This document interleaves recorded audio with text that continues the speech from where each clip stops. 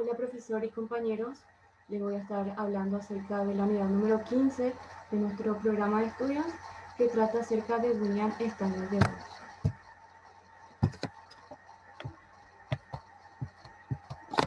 Nació en Inglaterra en 1835. Su primera formación fue técnica, incluyendo matemáticas, biología, química y metalurgia. Y los temas e instrumentos de su primera formación impregnaron toda su carrera intelectual. Problemas financieros, así como la oferta de un trabajo remunerado como ensayista en la Casa de la Moneda de Sídney, lo llevaron a interrumpir su formación y trasladarse a Australia con 18 años de edad. Permaneció allí por 5 años con un interés despierto por la economía política. Volvió a Inglaterra en 1859 para continuar con sus estudios en la Universidad de Londres, de donde se graduó en 1865. Sus intereses económicos recorrieron una amplia gama, desde los análisis estadísticos de precios y oro hasta la teoría pura y las teorías de las fluctuaciones comerciales. En el año 1871 se publicó su mayor obra terminada de teoría económica, un libro denominado Teoría de la Economía Política, en el cual basaba sus primeras ideas sobre la teoría de la utilidad.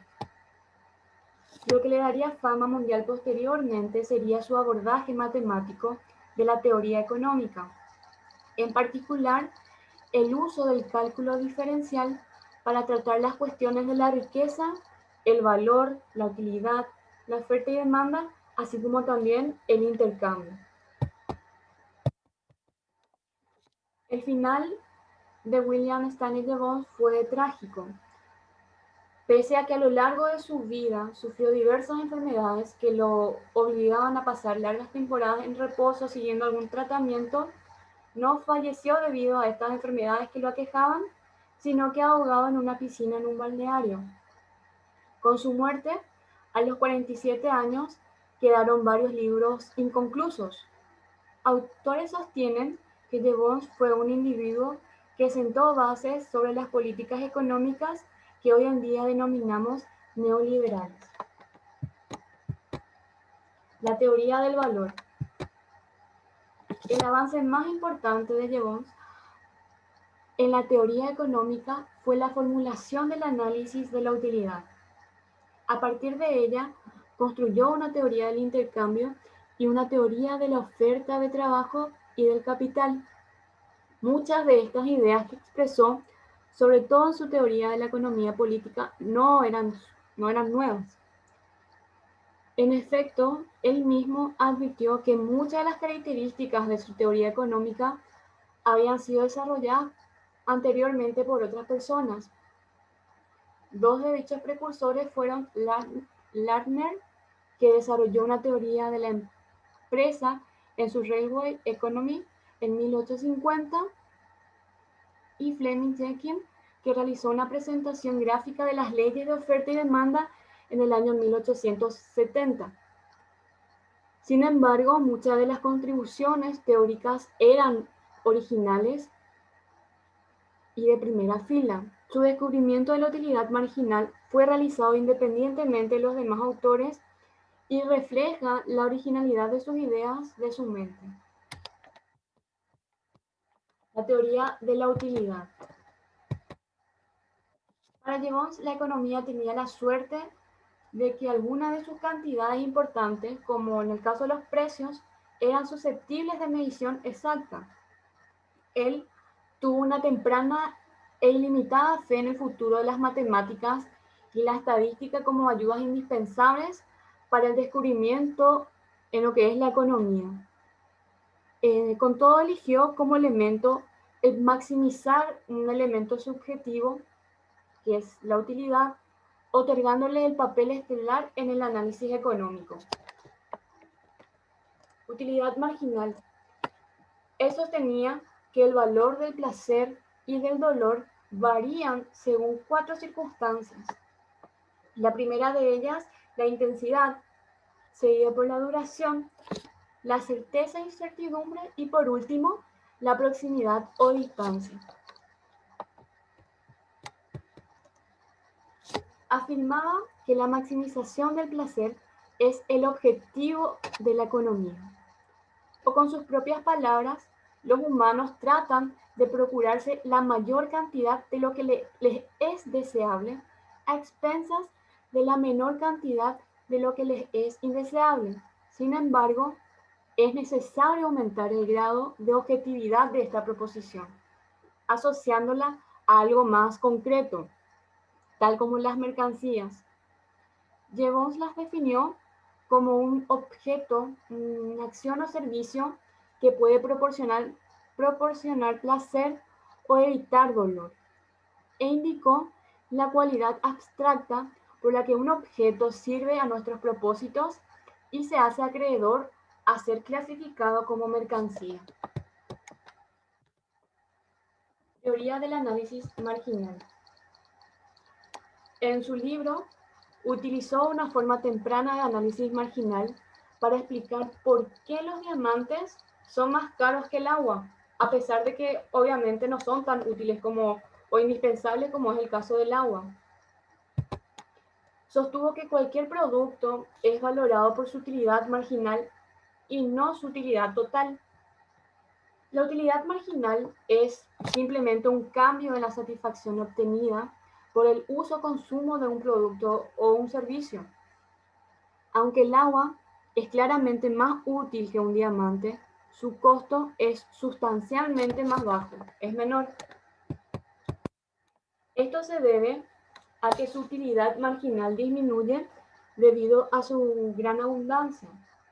Sin embargo, la utilidad marginal de un diamante aumenta debido a su escasez. El análisis marginal nace del análisis de utilidad marginal decreciente de los bienes, concepto que posteriormente se generalizó. El enfoque marginal en la microeconomía observa la maximización de variables económicas considerando un margen. El análisis marginalista busca la mejor utilización posible de los recursos que se disponen. Plantea que el análisis económico debe partir del análisis de las necesidades humanas y de las leyes que determinan la utilización de los recursos disponibles para poder satisfacerlas. Considera que la necesidad y satisfacción, y no así el costo, son los que determinan el valor de un bien. La teoría de la economía política de Jevons. En su libro, él explicita su concepción de la economía como una ciencia matemática, por la sencilla razón de que la economía analiza cantidades. A pesar de que muchos creían que la economía trataba de conceptos no medibles, Jevons consideraba que se requería audacia por parte de los economistas con el fin de capturar más datos de la realidad económica y así poder examinarlo científicamente. Consideraba que las teorías objetivas, con base en los costos de producción y la teoría del valor del trabajo, eran incorrectas. Adoptó así una teoría donde el valor dependía de la utilidad, es decir, de su capacidad de producir placer o impedir el dolor. La teoría del intercambio.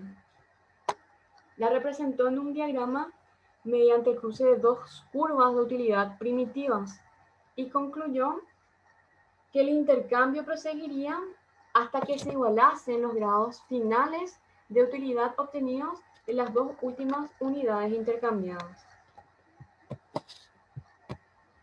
La condición de equilibrio del consumidor es la proporcionalidad entre las utilidades marginales y los precios de las mercancías. Su teoría del trabajo. Para Jevons, el trabajo consiste en cualquier esfuerzo penoso de la mente y el cuerpo experimentado parcial o totalmente con vistas a la obtención de un bien futuro. Es decir, que el trabajo es el intercambio de un bien presente por la obtención de un bien futuro, en este caso un ingreso comúnmente denominado salario. Este concepto más bien hace referencia a un saldo neto entre el dolor que produce el trabajo, especialmente aquellos que requieran algún tipo de esfuerzo físico por parte de la persona, y el placer que resulta del no trabajar, o sea, el poder descansar.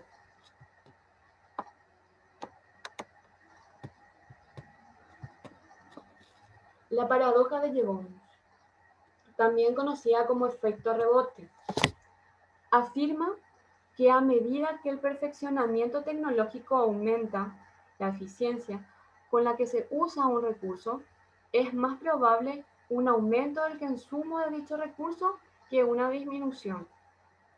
La observación de Jevons no es una paradoja desde el punto de vista lógico, pero en economía está considerada como una paradoja, pues se opone a la intuición económica de que la mejora de la eficiencia permite a las personas usar una menor cantidad de un recurso.